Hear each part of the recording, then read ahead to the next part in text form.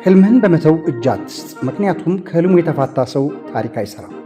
ሕይወት ሁል ጊዜ ለስኬት ቀጥተኛ መንገድ አታቀርብም።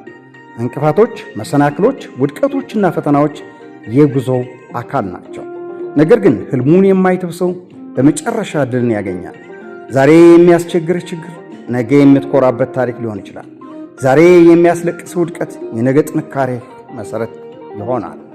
ስኬት የሚወለደው ከተስፋ መቁረጥ ሳይሆን ከመታገስ፣ ከመቆምና እንደገና ከመነሳት ነው። አንድ ተጨማሪ እርምጃ፣ አንድ ተጨማሪ ሙከራ፣ አንድ ተጨማሪ ትዕግስት ሕይወትህን ሊቀየር ይችላል። ልብ አድርግ፣ ውድቀት የመጨረሻ አይደለም። ፈተና የእድገት ትምህርት ቤት ነው። የማይተው ሰው፣ ህልሙን የማይተው ሰው ብቻ የስኬት ጫፍ ይደርሳል። ህልምን በመተው እጅ አትስጥ። ምክንያቱም ከህልሙ የተፋታ ሰው ታሪክ አይሰራም። ጸንቶ የቆመ ግን የሌሎችን መነሳት ይሆናል። ዛሬም ተነስ፣ እመን፣ ትጋ፣ አትቁም። ከህልም ጋር ታላቁ ድልህ ከፊትህ ነው።